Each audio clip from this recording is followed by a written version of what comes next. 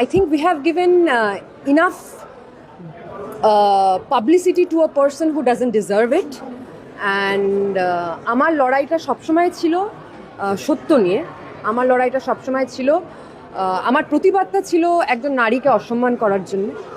আমি নিজের ঢাকঢোল কোনোদিন পেটাইনি, কোনোদিন পেটাবও না। শুধু একটা জিনিস সবাইকে মনে করিয়ে দিতে চাই যে রাস্তায় একা দাঁড়িয়ে ড্রিঙ্কিং অ্যান্ড ড্রাইভিংয়ের অ্যাকিউজডকে আমি একা ধরেছিলাম।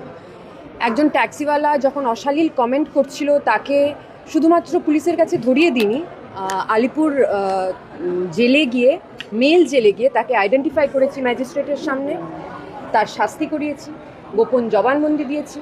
আমাকে যখন রেপ থ্রেটস দেওয়া হয়েছিল, যখন আমি রাস্তায় প্রতিবাদ করছিলাম, তাকেও আমি শাস্তি করিয়েছি। তো এইবার তো আবার আমার উপরেই আসছে ব্যাপারটা। অন্যের জন্য যদি করে থাকি তো নিজের জন্য তো আমি মুখ বন্ধ করবো না। আর এটা একটা পুরুষ শাসিত সমাজ। লোকে ভাবে যে মেয়েদের ওপর যদি আমরা চিৎকার করি, মেয়েদের ওপরে চারটে, আর আজকাল মিডিয়া ট্রায়ালসটা এত বেশি হয়ে গেছে চারদিকে যে লোকে ভাবে যে সেলিব্রিটি মানেই খারাপ, সেলিব্রিটি মানেই একজন পাবলিক প্ল্যাটফর্মে আছে, তাকে নিয়ে যা কিছু বলা যায়। আমি মাথা নিচু করে মেনে নেব যদি আমি কোনো ভুল করেছি, আমি হাত জোর করে ক্ষমা চাইবো যদি কোনো ভুল করে থাকি।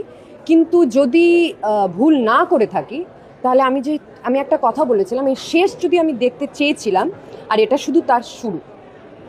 আর মিথ্যে বারবার করে বললে সেটা টিআরপি হতে পারে, সেটা কোনোদিন সত্য হয় না।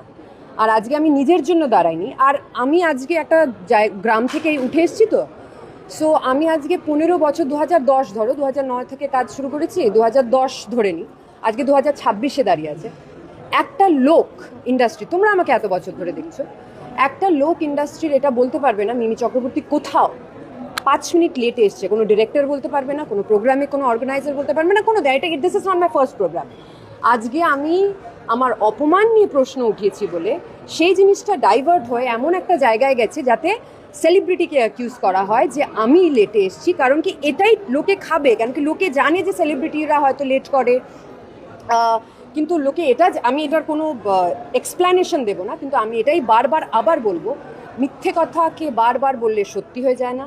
পুলিশ কেসটা দেখছে এবং বাকিটা কোর্ট দেখবে, এবং সত্যর জয় সারা জীবন হয়েছে, হবেও। আর আমার ভয়েস কেউ নিচে করতে পারেনি আজ অবধি, পারবে না। আমি ভয় পাই না। আমি যেটাকে ভয় পাই সেটা হলো আমার কর্ম। আর এই ক্ষেত্রে আমার কর্ম এতটাই স্বচ্ছ যে আমি মাথা উঠিয়ে আই উইল উইন ইট।